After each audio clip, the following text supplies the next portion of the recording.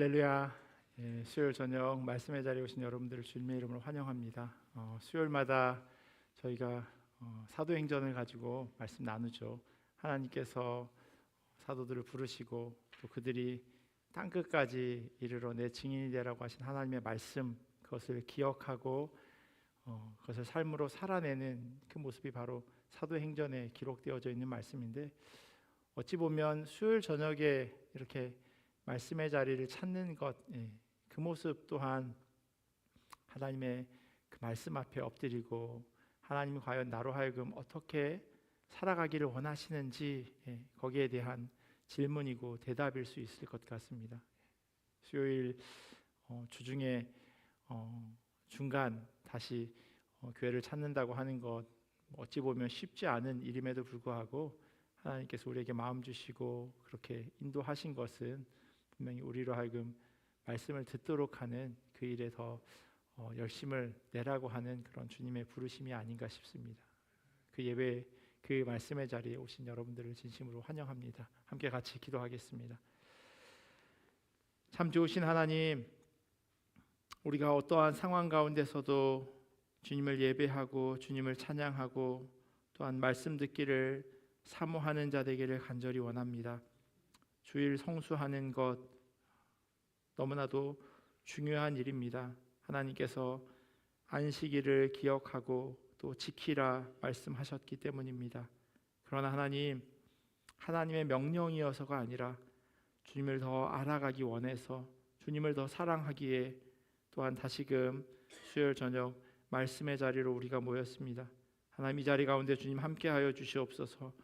찬양을 통하여서 우리의 진심이 온전히 주님 앞에 고백되어지게 하시고, 선포되어지는 말씀을 통하여서 우리의 마음이 움직여지는 귀한 은혜의 자리 될 수 있도록 주님 함께하여 주시옵소서. 감사하며 사랑이 많으신 예수님의 이름으로 기도합니다. 아멘. 우리 모든 상황 속에서 같이 찬양하시겠습니다.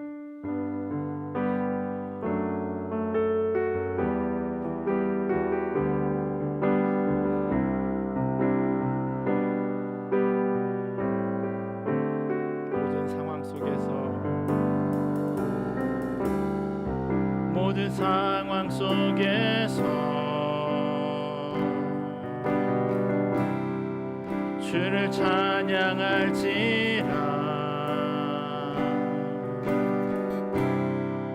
주는 너의 큰 상급,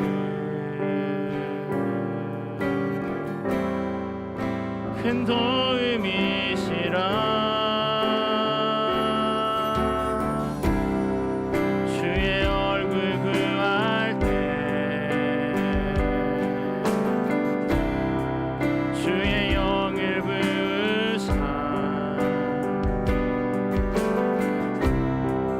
계신 사랑 안에서 주를 보게 하소서. 내 영혼이 확정되고 확정되어 싸우니 믿음에 눈 들어 주를 바라봅니다.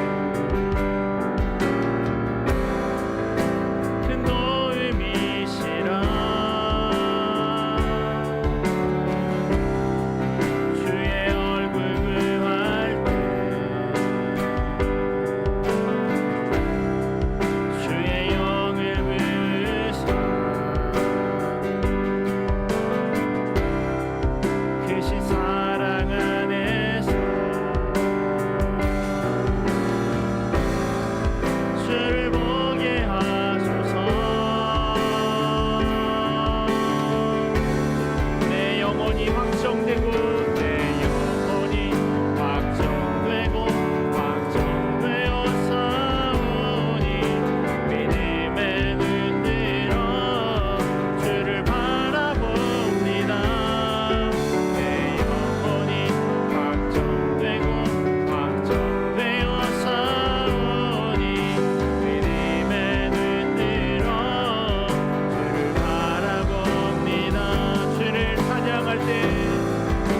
주를 찬양할 때 주의 나라 이미 맺는 그 영원한 나라 주 보게 하소서.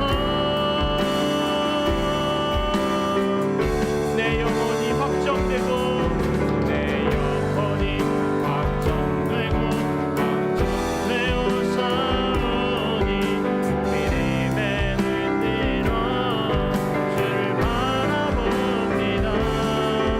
내 영혼이 확정되고 확정되어 싸우니 믿음의 눈으로 주를 바라봅니다. 할렐루야 찬양하세요. 할렐루야 찬양하세. 내 모든 죄 사함받고 주 예수와 동행하니 기어니라. 할렐루야 할렐루야 찬양하세. 내 모든 죄 사함받고 주 예수와 동행하니 기어니라. 하늘나라 내 영혼이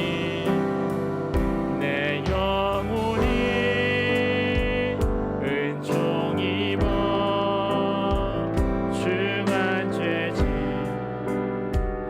벗고 보니 슬픔 많은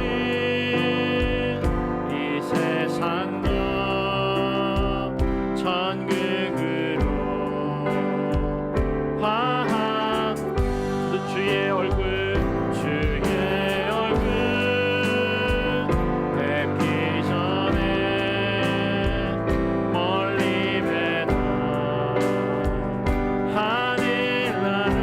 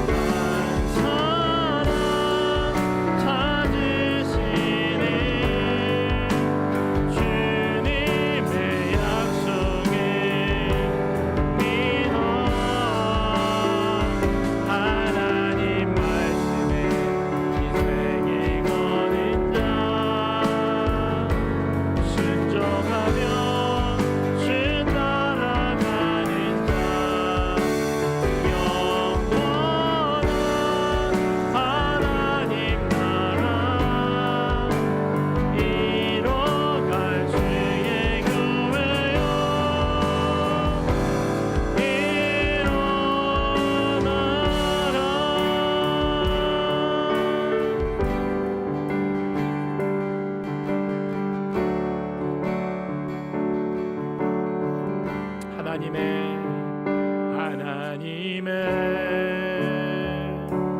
말씀이 내 마음에 새겨 나의 뜻을 나의 삶이 다시 돌아보니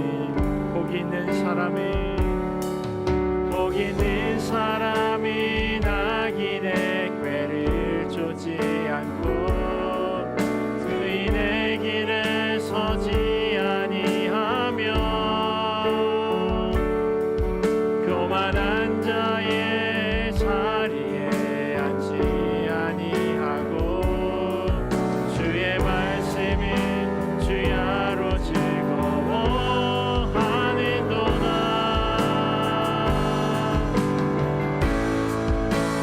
주 하나님 내게 말씀하소서.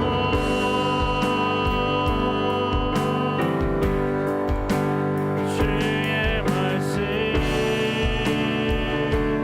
듣기 나 원합니다. 주 하나님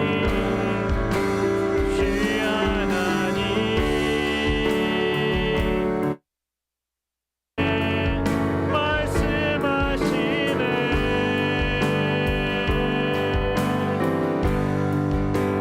주님의 뜻 알기 나 원합니다. 주 말씀이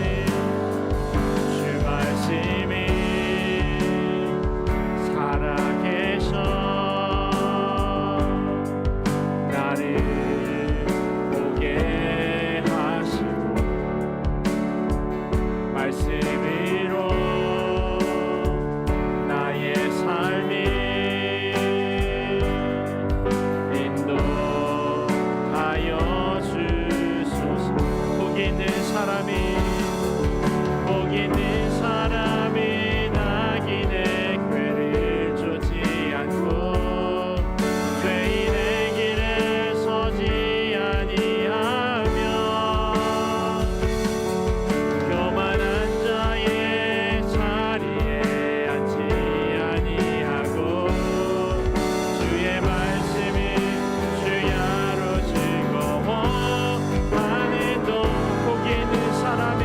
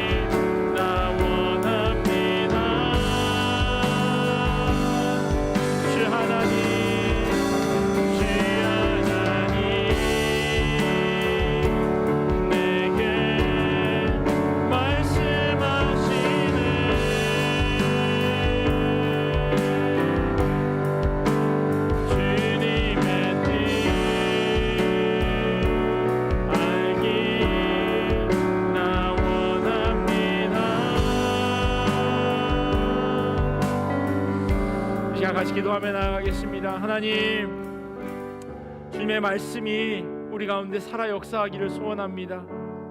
주님의 말씀이 이 시간 우리의 마음 가운데 온전히 임하여지게 하여 주시옵소서. 또한 우리가 주님의 말씀을 듣고 주님의 뜻을 알고 또한 주시는 그 음성에 반응하는 이 저녁 될 수 있도록, 결단하는 각자의 심령 될 수 있도록 인도하여 달라고 우리 함께 같이 기도하며 나아가겠습니다. 참 좋으신 하나님, 하나님 우리에게 말씀하여 주시옵소서. 하나님의 말씀이 들려지는 이 저녁 되기를 소원합니다. 주님의 음성이 우리에게 온전히 임하여지는 이 저녁 될 수 있도록 하나님 인도하여 주시옵소서. 우리의 마음 가운데, 우리의 심령 가운데 하나님의 말씀이 온전히 들려지게 하시고 심겨지게 하시고 또한 하나님 그 말씀대로 온전히 살아내는 자 될 수 있도록 주여 은혜로 도와여 주시옵소서. 각자의 삶 가운데 많은 어려움과 문제들이 있지만 하나님 그것들 다 내려놓게 하시고 주님의 말씀에만 집중하게 하시고 주님의 음성에만 귀 기울이는 이 저녁 될 수 있도록 하나님 우리의 마음을 온전히 붙잡아 주시옵소서. 그리하여 하나님 주시는 말씀대로, 하나님 주시는 음성대로 살아가게 하시고 그 말씀이 우리의 마음을 위로하게 하시고 우리의 마음 가운데 평안을 허락하여 주시옵시고 또한 그 말씀으로 인하여 우리가 새 힘 얻을 수 있도록 하나님 인도하여 주시옵소서. 그 주님만 온전히 바라보는 이 저녁 될 수 있도록 하나님 함께하여 주시옵소서.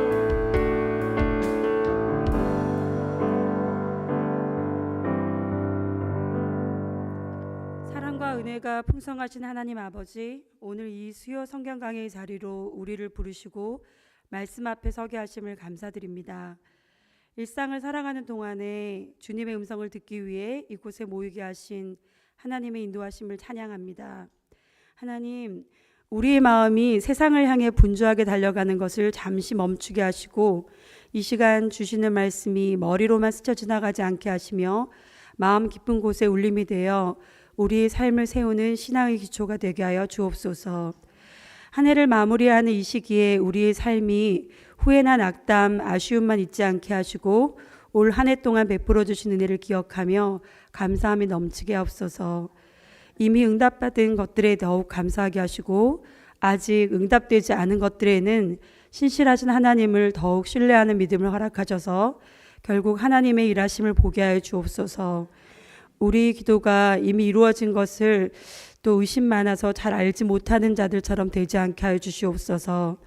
지금은 한 해의 끝자락에서 다음 해를 준비하는 우리 교회 모든 기관과 사역위에도 함께 하시어 우리 계획과 뜻이 앞서지 않게 하시고 하나님의 뜻과 의가 드러나는 방향으로 인도하여 주시옵소서. 특별히 내일부터 2박 3일간 이글스필드 교회에서 진행되는 청년 코스타를 위해 기도합니다. 내가 선 곳 거룩한 땅이라는 주제로 모이게 되는데 우리 교회 청년들뿐만 아니라 참석하는 모든 이들이 풍성한 은혜를 누리게 하시고 회복되고 회개하고 은혜를 다시 하나님께 돌려드리는 귀한 시간이 되게 해 주시옵소서.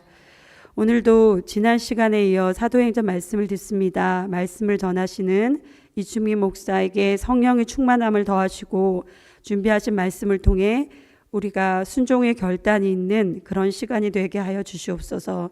예수님의 이름으로 기도드립니다. 아멘.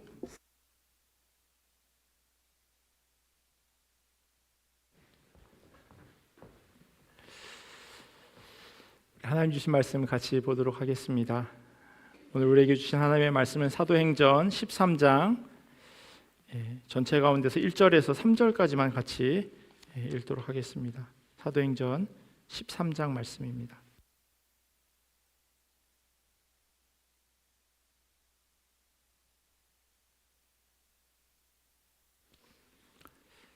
사도행전 13장 1절에서 3절까지 말씀, 저희 세 구절밖에 안 되니까 우리 같이 한 목소리로 봉독하도록 하겠습니다. 안디옥 교회에 선지자들과 교사들이 있으니 곧 바나바와 니게르라 하는 시므온과 구레네 사람 루기오와 분봉왕 헤롯의 젖동생 마나인과 및 사울이라. 주를 섬겨 금식할 때 성령이 이르시되 내가 불러 시키는 일을 위하여 바나바와 사울을 따로 세우라 하시니 이에 금식하며 기도하고 두 사람에게 안수하여 보내니라. 아멘. 하나님의 말씀입니다. 안디옥 교회가 세워졌는데 그 교회 리더들의 이름이 오늘 저희가 지금 읽은 이 1절에 열거되어져 있습니다. 안디옥 교회에 선지자들과 교사들이 있었다라고 이야기합니다. 그리고 그 가운데 바나바가 있었고요. 또 시므온이라고 하는 사람이 있는데 그 사람을 사람들은 뭐라고 불렀냐면 니게르라고 불렀습니다. 그러니까 니게르, 시므온 뭐 이런 의미인 거죠. 그리고 구레네 사람 루기오, 그리고 헤롯의 젖동생인 마나엔과 사울, 이렇게 주로 순수 유대인 출신이라고는 보여지지 않는 그러한 사람들이 이 안디옥 교회의 리더들이었습니다. 지도를 보시면요, 지금 이제 제가 동그라미를 좀 쳐놨어요. 이게 지금 사도 바울의 1차 전도 여행의 그 동선을 화면에 그려놓은 건데, 바나바라고 하는 사람, 이 바나바는 키프로스 섬 가운데 이 구브로라고 동그랗게 저 화면 오른쪽에 동그라미 쳐져 있는 그 섬을 지금은 이제 키프로스라고 하지만 신약 성경에는 구브로라고 하는데 그 지역 출신이 바로 이 바나바입니다. 그 다음에 기록된 니게르라고 하는 시므온, 니게르, 약간 오늘날에 그 이런 말을 하면 안 되는 그 N 단어, 그죠? 그 저희 아이들도 그런 얘기 하면 안 된다고 그렇게 얘기했는데 흑인을 일컬어서 부르는 이야기이죠. 그래서 우리말로 그냥 솔직하게 번역하면 검은 시므온이라고 그렇게 읽혀지는 사람입니다. 아마 피부색이 유대인들과 달랐던 것 같아요. 그리고 루기오의 출신은 구레네라고 합니다. 이게 지금 구레네라고 제가 화살표만 해놨는데요. 이게 지도가 이렇게 좀 더 지금 화면에 보이는 것보다 한 2배 정도 더 서쪽으로 가야 돼요. 그 정도의 이제 구레네가 있어요.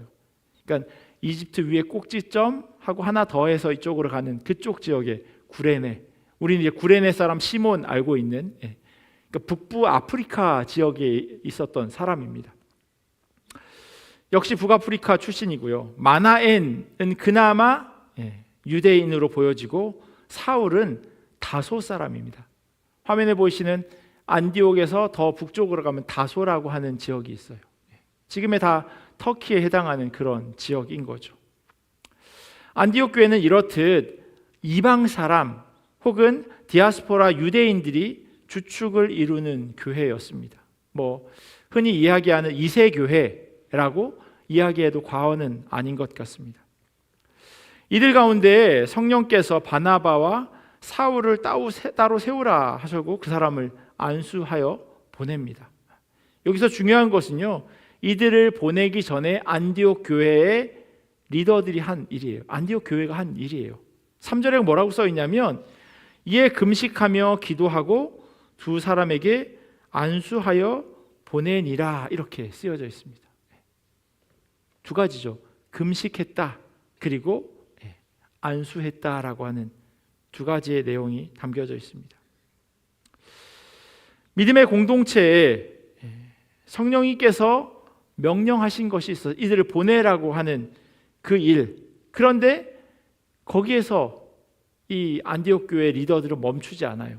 금식하는 것을 함께 동반하고 있습니다. 금식한다라고 하는 것은요, 자신들의 가장 중요한 것을 멈추는 행위죠.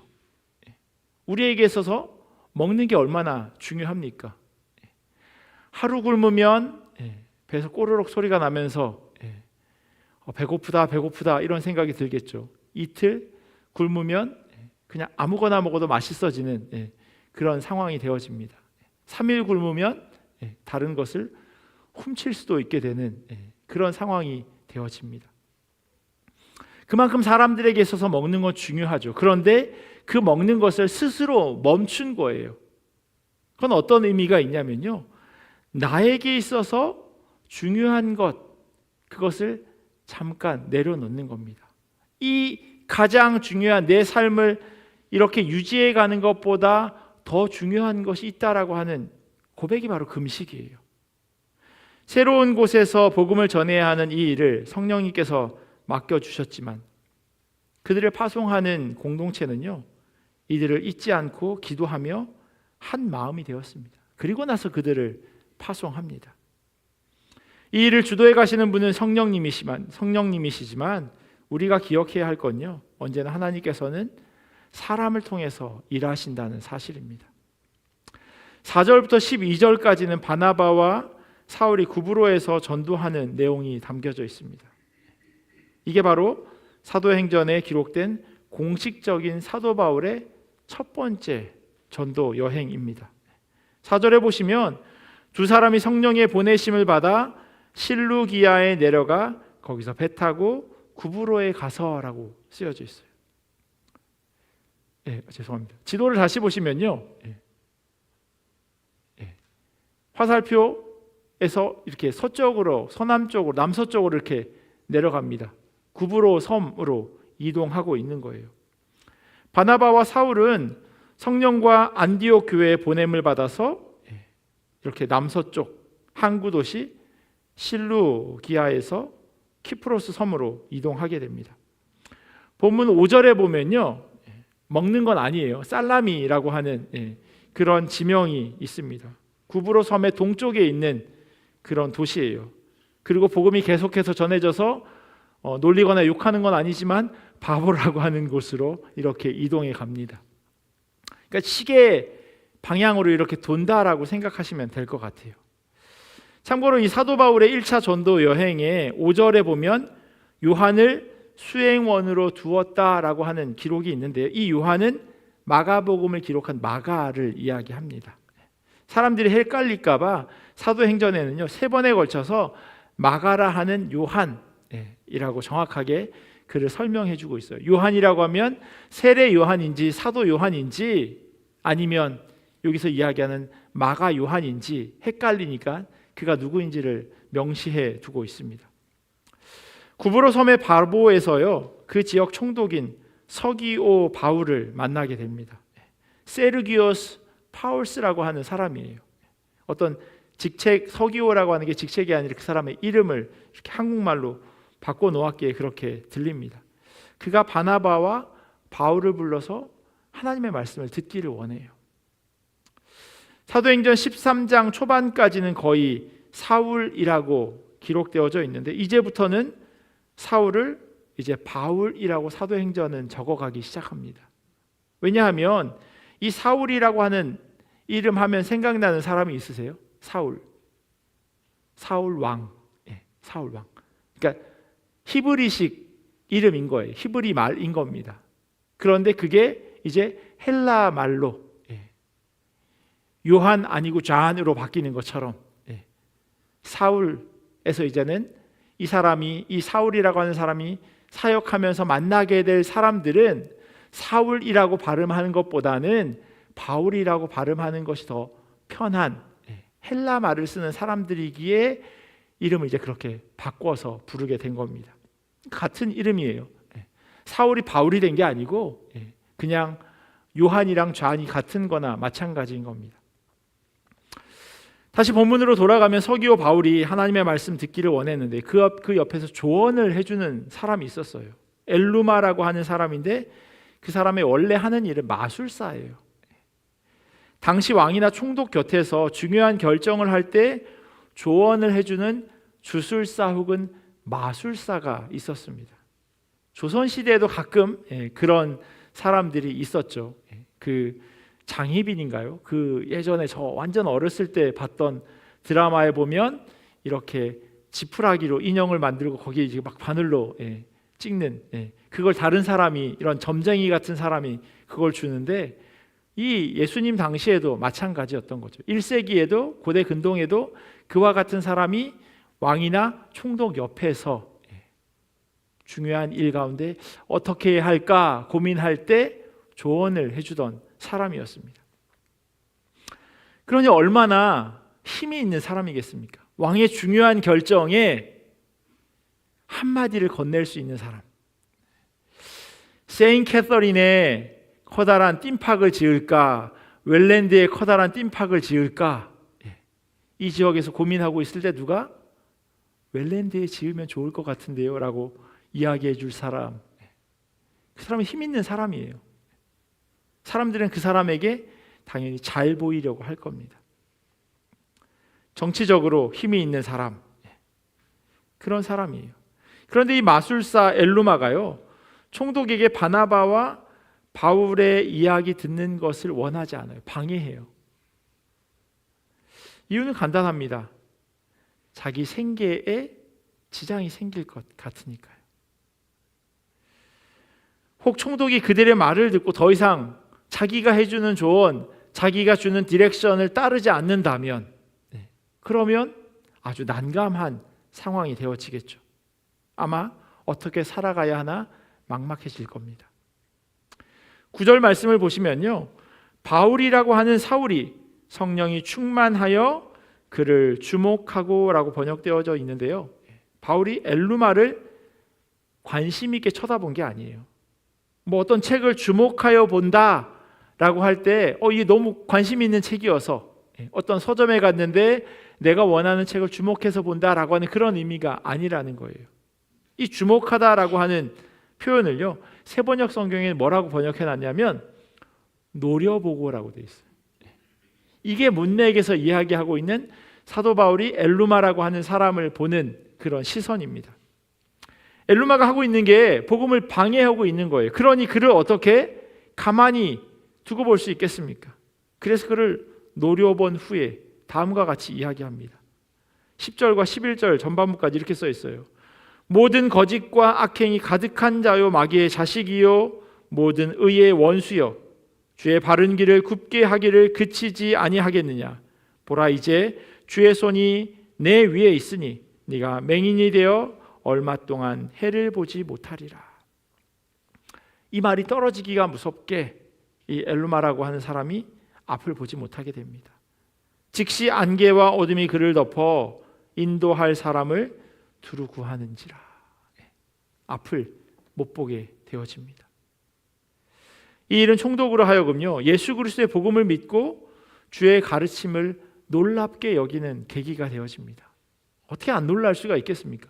계속해서 자기에게 조언해 주던 그 사람이 갑자기 눈이 머는데 그 눈이 멀게 된 이유와 동기가 바로 지금 옆에서 이야기하는 이 사람 때문이라고 하니 관심이 이렇게 옮겨갈 수밖에 없죠. 아마 두려운 마음으로 바울을 보았을 수도 있을 겁니다. 오늘 본문 이 13장의 첫 번째 사건을 통해서 우리가 기억해야 하는 것은요, 믿음의 사람들은 우선순위를 정확하게 수립해 놔야 한다는 겁니다. 그래서 오늘 본문 제목이 우선순위예요. 안디옥 교회 성도들이 바나바와 바울을 파송할 때 그들은 자기 마음대로 하지 않았어요. 성령님의 임하심을 통해서 그들이 그러한 일을 하게 되었어요. 그럼에도 불구하고 그들이 했던 건 뭐냐면요, 기도하는 것과 금식하는 거였어요. 먹고 사는 것, 그게 무가치하다는 그런 의미 아니에요. 중요하지 않다는 의미가 아니에요. 그게 정말 중요한데 그것보다 복음 전하는 것, 그게 삶의 우선순위에 있다라고 하는 것을 선언하고 고백하는 행위가 바로 이 안디옥 교회에 금식하는 것이었습니다. 사도들의 모습과 대조를 이루는 것이 바로 마술사 엘루마예요. 그는 복음보다 먹는 것을 더 중요하게 생각했습니다. 자기 밥줄을 더 중요하게 생각했다는 거예요. 복음의 우선순위를 두고 사는 사람과 먹고 사는 것에 우선순위를 두고 사는 사람의 모습이 이 13장 첫 번째 사건에 기록되어 있습니다. 우리가 이 땅에 발을 딛고 살아가기에 먹고 사는 것을 멈출 수는 없습니다. 곡기를 끊게 되면요, 사람이 이 땅 가운데서 발을 딛고 살아가는 삶이 아주 짧아지게 될 겁니다. 제가 목회를 하다 보니까, 목사다 보니까 병원 신방을 갈 일이 자주 있습니다. 근데 제가 예전 교회에 있을 때 보통 이렇게 뭐 흔히 이야기하는 나이가 많이 드셨거나 아니면 병이 위중해서 그래서 더 이상 식사를 하지 못하게 되시면요, 2주, 넘기기가 쉽지 않더라고요. 그래서 신방을 갈 때 이렇게 가족들에게 연락을 하죠. 가족들이 연락을 해주시면 벌써 식사를 못 하신 지가 얼마큼 되었습니다라고 하면 목사들이 대충 어느 정도 이 삶이 남았구나, 하나님의 부르심이 얼마 남지 않았구나라고 하는 것을 그렇게 그러니까 계속 가다 보니 알게 되어지는 거죠. 하지만 그럼에도 불구하고요, 우리의 삶의 우선순위를 잊지 말아야 합니다. 먹는 게 정말 중요한데 그럼에도 불구하고 잊지 말아야 할 삶의 우선순위가 있다는 거예요. 복음이 전해지는 것이 너무나도 중요하고 그것을 막아서면 안 된다고 오늘 성경은 말씀하고 있습니다. 성령님께서 그 일을 이루어 가실 때 방해하는 일이 있어서는 안 된다고 말씀하고 있어요. 이 첫 번째 본문 가운데서 한 가지 안타까운 것은요, 총독 서기오 바울이 세례받았다라고 하는 대목을 찾아볼 수 없다는 겁니다. 그가 기독교인이 되었다는 확신을 가질 수가 없어요. 본문 안에서만 보자면. 그래서 한편으로는 되게 실망스러울 수 있는 상황입니다. 그런데 제가 예전에 말씀을 드린 적이 있는데 복음을 전하는 데 있어서 우리는 계속해서 점을 찍어가는 사람임을 기억해야 합니다. 마침표가 아니라 점을 찍어가는 사람. 어쩌면 이 바울과 바나바가 서기오 바울에게 복음을 전한 그 일은요, 마침표가 아니라 복음으로 가는 길 가운데 한 점을 찍는 일이었을 수도 있습니다. 우리가 찍는 점이 마침표가 아니라 할지라도 그리스도인들은 이 점 찍는 일을 통해서 한 사람이 결국 구원받게 되어짐을 믿어 의심치 말아야 합니다. 내 때가 아니더라도, 내가 그 마침표를 찍지 못한다 하더라도 우리는 때를 얻든지 못 얻든지 복음을 전해야 합니다. 하나님의 때가 있음을 우리는 잊지 말아야 합니다. 그래서 우리가 오늘을 잘 살아야 해요. 왜냐하면 내 삶을 통해서 복음이 온전히 전해지는 통로가 되어져야 하니까요. 13장의 두 번째 내용은요, 비시디아 안디옥에서의 사역입니다. 지도를 다시 한번 보시면요, 이 구브로 섬에서 이제 다시 육지로 이렇게 올라가게 되어져 있습니다. 성경에 이름이 언급될 때는 주로 중요한 사람 먼저, 중요하지 않은 사람 뒤에 이렇게 기록되어져 있어요. 1절에 안디옥에서 사역했던 사람들의 이름만 봐도 가장 먼저 누가 언급되냐면 바나바. 바나바가 가장 먼저 언급돼요. 그만큼 이 안디옥 교회에 중요한 역할을 한 사람이었다는 거죠. 저희도 예수님의 제자들 이름 12명 외우라고 하면 나중에는 헷갈리는데 앞에는 안 헷갈려요. 특별히 주일학교 좋은 데 나오신 분들은 그 노래 잘 외웠기 때문에 베드로, 안드레, 야고보, 요한, 여기까지는 안 헷갈린다는 거예요. 그리고 그들이 성경에서 중요한 역할을 했던 사람입니다. 중요도에 따라서 앞에 이름을 적어 놓는 거죠. 그리고 나서 제일 마지막에 누가 있었어요? 1절 마지막에 보면 사울이에요. 사울.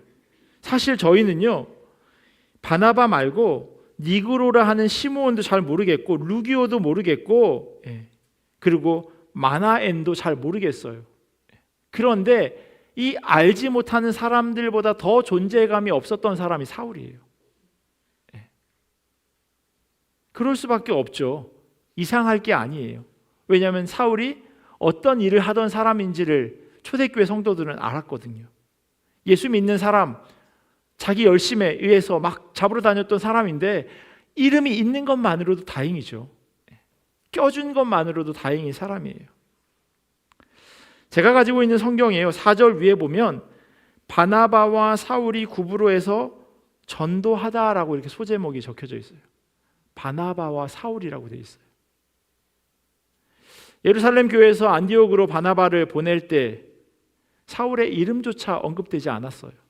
그만큼 초대교회에서 사울의 위치는 미미했습니다. 하지만 바나바는 그렇지 않았어요. 기억하시겠지만 이 바나바가 어떤 사람이냐면요, 사도행전 4장의 말미에 나와요. 밭을 팔아서 자기의 전 재산을 드렸던 사람. 원래 이름은 바나바가 아니죠. 요셉이에요. 바나바라고 하는 이름의 뜻은 위로, 위로의 사람, 위로의 아들. 그게 바나바거든요. 근데 사람들은 요셉은 너무 많은 거예요. 생케 요셉, 나야가라 요셉, 링컨 요셉 너무 많은 거예요. 그래서 이 요셉을 그냥 바나바라고 불렀던 겁니다. 자기의 전 재산을 다 바치면서 밭을 팔았다고 하는 건요, 그냥 조그만한 땅을 파는 게 아니에요. 아주 큰 그 땅을 팔았다라고 하는 그런 의미를 가지고 있거든요. 흔히 이야기하는 그냥 밭을 판 게 아니라 커다란 농장을 팔았다라고 하는 의미로도 여겨집니다. 그러니 초대교회에서 바나바가 가지고 있는 그 위치는 상당했을 겁니다. 그런데요, 4절 말고 13절로 내려오면요, 제가 가지고 있는 성경에는 이게 뒤바뀌어요. 앞에는 바나바와 사울이라고 되어 있는데 13절에 보면 바울과 바나바라고 되어져 있어요. 위치가 역전되어지는 걸 볼 수 있습니다. 사역을 임하는 데 있어서 혹은 사역을 감당함에 있어서 바울의 비중이 훨씬 커져감을 이 소제목 하나를 통해서도 알 수 있어요. 바울의 비중이 이렇게 커져가는 것, 특별히 13절 시작에도 충분히 분위기를 눈치챌 수 있습니다. 바울과 및 동행하는 사람들이 바보에서 배 타고 밤빌리아에 있는 버가에 이르니 요한은 그들에게서 떠나 예루살렘으로 돌아가고, 분명히 안디옥에서 바나바와 바울이 출발했어요. 두 사람이 이렇게 출발했다고요. 그런데 구브로 섬을 떠날 때 바울의 이름만이 언급되고, 그리고 나서 뭐라고 되어 있냐면 나머지 사람인 거예요. 바울 그리고 기타 등등으로 달라져 있어요. 동행하는 사람들, 바나바 이름이 빠져 있어요. 오늘 사건 이후로요, 사도행전에 이 바울과 바나바와 바울이 한 19번 정도 등장하는데 딱 3번 빼고 나머지 16번은 항상 바울이 앞에 언급됩니다. 단순히 이름이 앞에 있나 뒤에 있나가 무슨 상관이냐 생각하실 수도 있지만요, 이것이 함께 사역하고 있는 선교팀에 영향을 미치게 됩니다. 첫 선교팀의 이동 경로가 어떻게 계획되어 있었는지 성경에 기록되어져 있지 않지만요, 바나바의 고향인 구브로에 갈 때까지 함께 했던 그 아까 키프로스 섬까지 갈 때는 마가라고 하는 요한이 함께 했어요. 근데 밤빌리아에 있는 버가에 도착한 후 이 마가가 예루살렘으로 돌아가 버립니다. 여기에 대한 여러 가지 의견이 있지만 사실 정확한 건 없어요. 마가 요한은 마리아의 아들입니다. 그리고 제가 몇 번 말씀드렸던 그 부잣집 도련님이에요. 예루살렘 거기에 다락방에 120명 정도가 모일 수 있는 큰 집이, 여러분 집도 대부분 다락방에 그 정도 모이는 집 가지고 계시잖아요, 그죠? 그러니까 어마어마하게 큰 집을 가지고 있는 그 마리아의 아들이에요. 부잣집 도련님인 겁니다. 예루살렘 도성에 이렇게 큰 집을 가지고 있는 그 사람 아들. 근데 그 마가라고 하는 사람이 이 선교팀을 이끌었던 바나바의 조카였어요. 그러니까 모르겠어요, 외삼촌인지 아니면 그냥 작은 아버지, 외간지 친간지는 잘 모르겠지만 조카예요. 전도 여행이 즐겁기만 한 패키지 여행이 아니잖아요, 그죠? 그러니 선교 여행을 하다가 이 도련님이 힘들었던 모양입니다. 먹고 자고 하는 게 쉽지 않았던 모양이에요. 이렇게 해석하는 사람이 있고요. 또 하나는요, 선교팀을 이끌던 바나바가 바울에게 밀리는 것을 보고 실망해서 돌아갔다라고 해석하는 학자들도 있습니다. 근데 이렇든 저렇든 어찌 됐건 마가는 사역을 하다가 그만 중도 포기합니다. 충분히 이해가 돼요. 사도 바울이 이런 마가를 어떻게 좋게 생각할 수 있겠습니까? 팀워크를 깨는 일이잖아요. 함께 으쌰으쌰 하면서 복음 전하는 것도 쉽지 않은데 중간에 낙오자가 생겼어요. 그러면 분위기를 흐릴 수 있는 그러한 상황입니다. 심하면 가던 전도 여행을 멈춰야 하는 그런 안 좋은 상황이 생겨질 수도 있습니다. 그래서 2차 전도 여행 때요, 바나바가 이 마가라고 하는 요한을 데리고 가자고 했는데 사도 바울이 반대해요. 안 데리고 가요. 걔 지난번에도 중도 포기했는데 이번에 또 그러면 어떻게 해? 하면서 안 데리고 갑니다. 데려가지 않습니다. 그래서 바나바와 바울이 쪼개져요. 사실 바울에게 있어서 바나바는요, 은인이에요.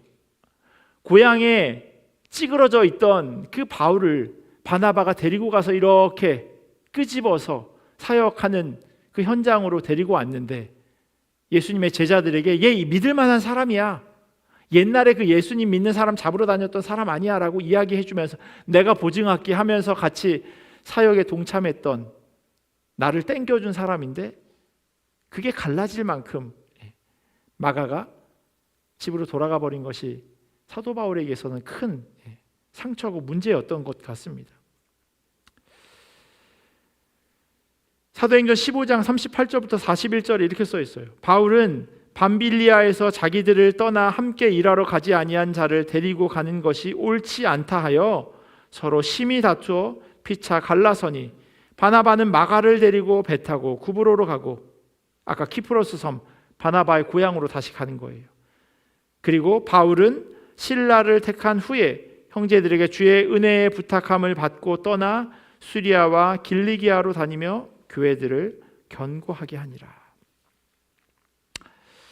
참 감사한 건 뭐냐면요, 마가의 이야기가 여기서 끝나는 것은 아니라는 겁니다. 골로새서에 보면 사도 바울이 편지를 마무리하는 인사 가운데 자기가 지금 마가와 함께 감옥에 있다라고 이야기해요. 마가가 나중에 다시금 사도 바울과 함께 복음 전하는 일에 동참하게 되어진 겁니다. 불편한 관계가 끝까지 간 게 아니라 잘 해소되었어요. 잘 해결되었어요. 그리고 함께 복음 전하는 그 일에 열심을 내었기에 같이 감옥에 갇히게 된 거죠. 오늘 본문 가운데 기록된 마가의 중도 하차는 마가의 신앙과 믿음이 어찌 보면 단단해져가는 과정 가운데 있다고 해도 과언이 아닐 겁니다. 누구나 실패를 경험하면서 살아가니까요. 중요한 것은 그가 후에는 하나님을 위해 갇히는 수고도 마다하지 않았고요. 무엇보다도 마가복음을 기록할 정도로 예수님의 발자취를 쫓아가는 그러한 사람이 되었다는 사실입니다. 15절부터는 바울이 회당에서 사람들에게 복음을 전하는 내용이에요. 이곳에 모인 사람들은 유대인 혹은 유대인으로 개종한 그런 헬라파 사람이 대부분이었습니다. 왜냐하면 이들이 만난 곳, 그게 어디냐면 회당이니까요. 유대인들이 모이는, 유대교인들이 모이는 곳이 회당이지 않습니까? 바울이 하는 이야기를 들어봐도 그래요. 16절에 보면요, 바울이 일어나 손짓하며 말하되 이스라엘 사람들과 및 하나님을 경외하는 사람들아 들으라. 사도 바울은요, 이들을 향해서 예수님의 죽으심과 부활에 대해서 선포합니다. 근데 아주 길게 이야기를 해요. 어떻게 내용이 이어지냐면요, 하나님께서 이스라엘 백성들을 택하셔서 광야를 지나게 하시고 이제 가나안 땅에 정착하게 하시고 사사시대를 지나서 사울 왕 때를 지나서 마지막에 다윗을 세웠다고 이야기합니다. 이때 하나님께서 중요한 말씀을 하세요. 22절에 보면 내가 이새의 아들 다윗을 만나니 내 마음에 맞는 사람이라 내 뜻을 다 이루리라. 그리고 나서 하나님의 약속대로 다윗의 후손 가운데 예수님이 태어나십니다. 세례 요한은 이 이야기를 선포하다 순교하고요, 사람들은 그분의 죄를 찾지 못했음에도 불구하고 성경에 기록된 말씀이 응하게 되어집니다. 29절부터 30절 말씀이에요. 성경의 글을 가리켜 기록한 말씀을 다 응하게 한 것이라.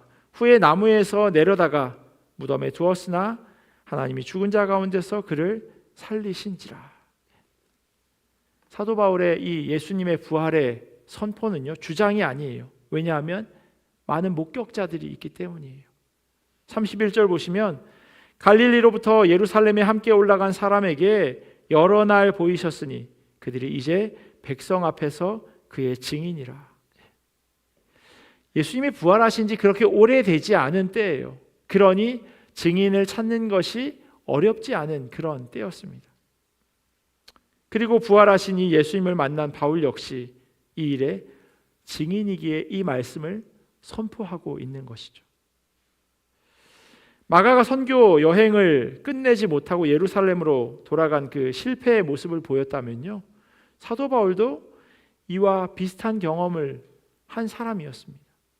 하지만 그런 바울은 다시금 사역의 현장으로 불러 세워져서 누구보다도 그 일을 잘 감당하는 사람이 되었습니다. 그러니까 일을 하다가 돌아간 마가와 사도 바울이 이 대조적으로 오늘 본문 가운데 보여진다는 거예요. 마가도 바울도 모두 만들어져 가는 사람입니다. 완성에 이르도록 달려가는 그런 여정 가운데 있어요. 그리고 이것은 이 두 사람에게만 국한된 것이 아니라 사실 말씀을 듣는 우리 모두에게 국한된 내용이죠. 우리가 그렇게 되어져 가고 있는 사람들이니까요. 13장 첫 번째 내용에서 안디옥 교회 사람들과 마술사 엘루마, 그들의 삶의 우선순위를 정하는 것에 대조를 이루었다면요, 두 번째 내용 역시 바울과 마가를 비교해 볼 수 있습니다.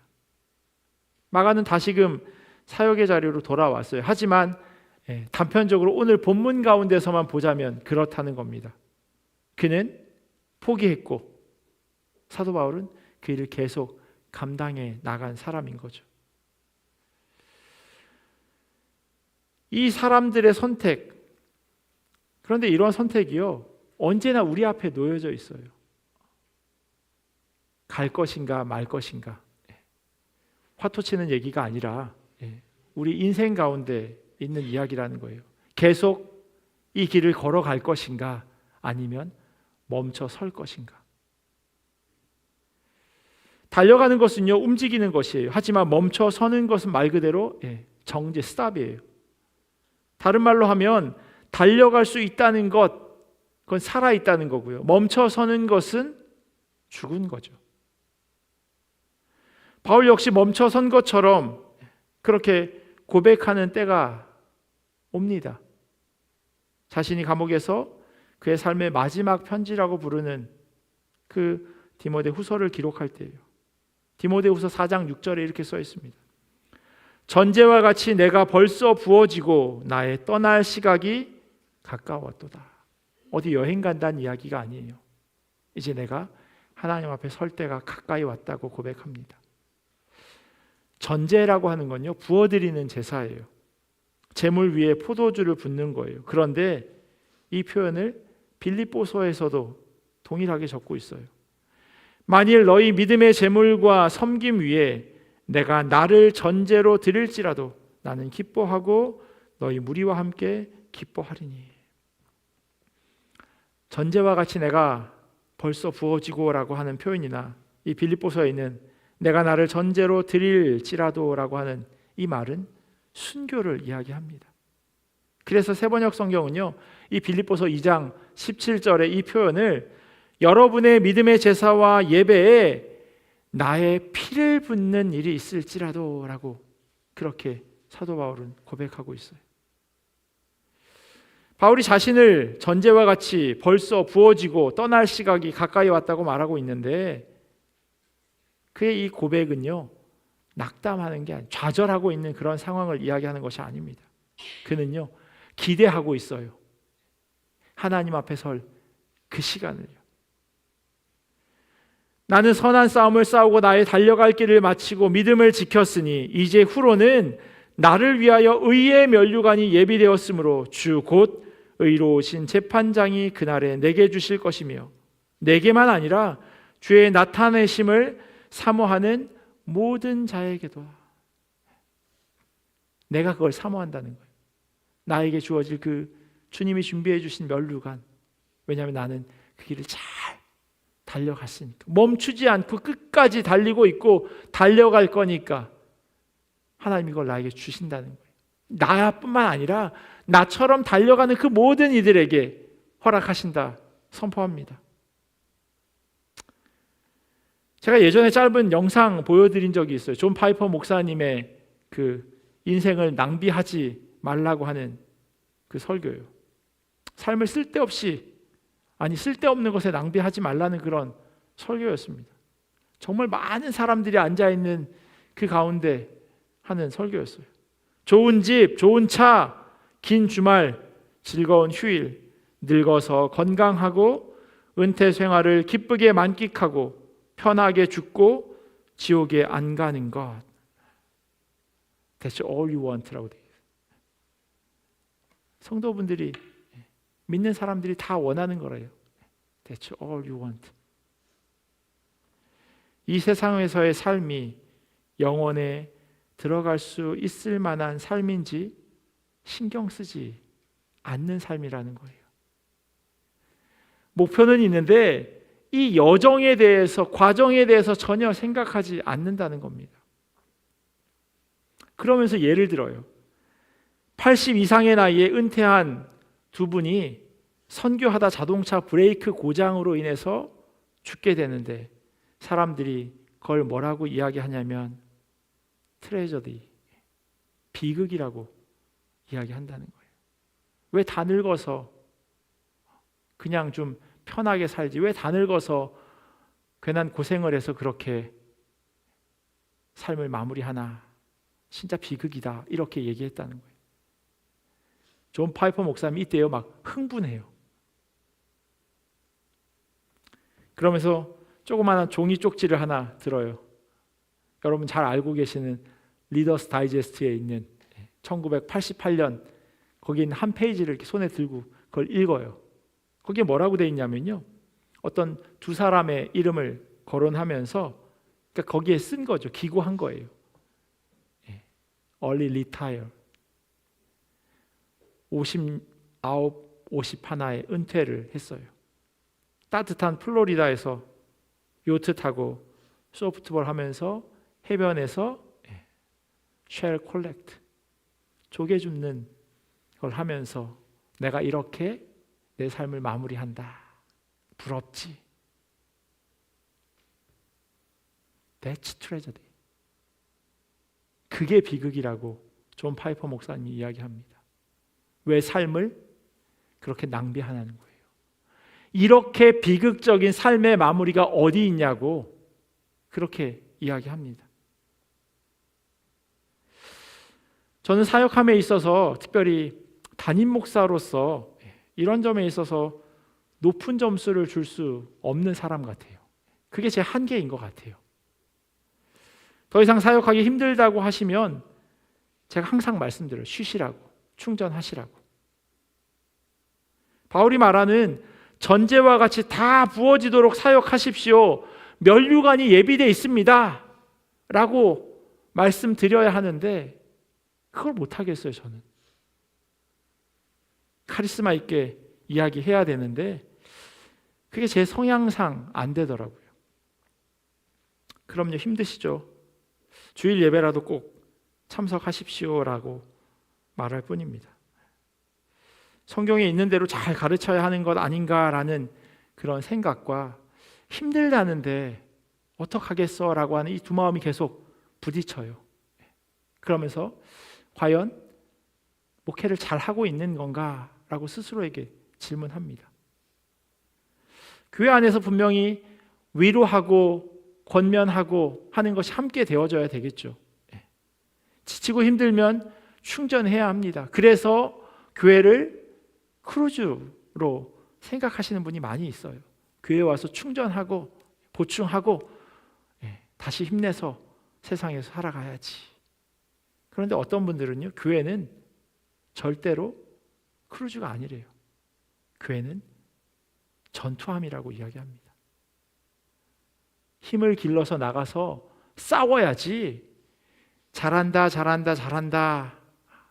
라고 하는 것으로 그 사람이 힘을 얻게 되는 게 아니라고 이야기합니다.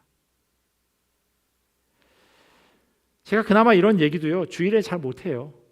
수요일 한 주일의 절반 이 저녁에 말씀 듣기를 사모하는 분들이시니까 그나마 드리는 거예요. 그래도 다른 분들에 비해서는 오해를 덜 하실 것 같아서요. 여전히 부족하지만 주님이 맡겨주신 그 직분을 감당해 나가기 위해서 부단히도 노력하고 씨름하시기를 간절히 소원합니다.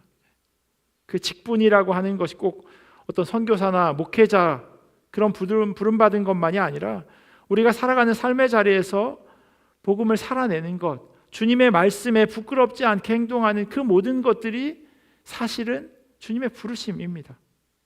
실패하거나 두려워서 도망가기도 하지만 다시금 주님의 부르심 거기에 순종하며 나아갔던 마가처럼 아무도 알아주는 사람 없어서 다메섹에서 예루살렘을 바라보면서 그렇게 고향으로 내려갔던 사도 바울이 다시금 사역의 현장에서 주님의 말씀을 선포했던 것처럼 우리도 살아가면서 실패와 좌절을 경험하게 되겠지만 그럴 때마다 다시금 일어날 수 있는 건 주님께서 우리의 손을 붙잡아 주시기 때문입니다. 주님은 연약한 우리를 절대로 내버려 두지 않으십니다. 흔들릴 때마다 선택의 기로에 서 있을 때마다 주님께서 나에게 원하시는 게 무엇일까? 내가 멈춰서는 걸 원하는 걸까? 계속 달려가길 원하시는 걸까? 내 삶의 우선순위는 어디에 있나? 그렇게 질문하면서 주님이 원하시는 대답대로 살아가는 우리 모두가 되기를 예수 그리스도의 이름으로 간절히 축원합니다. 기도하겠습니다. 참 좋으신 하나님 감사합니다. 하나님의 말씀 앞에 그렇게 엎드립니다. 하나님의 말씀 앞에 순종하며 나아갑니다. 주 말씀이 힘이 있고 능력이 있음을 우리가 깨달아 알게 하여 주시옵소서. 지치고 힘들 때 주님의 말씀을 통하여 힘 얻고 위로받게 하시고 또한 하나님이 원하시는 그 삶을 살아내는 데 있어서 충전할 수 있는 그런 귀한 믿음의 공동체가 되어질 수 있도록 도와주시옵소서. 하나님의 말씀을 붙잡게 하시고 하나님의 말씀을 의지하게 하시고 좌절하기보다는 다시금 일어나 달려갈 길을 달려가는 귀한 주의 종들 될 수 있도록 역사하여 주시옵소서. 감사하며 사랑이 많으신 예수님의 이름으로 기도합니다. 아멘. 우리 각자 가지고 오신 기도의 제목 가지고 기도하시고 자유롭게 돌아가도록 하겠습니다.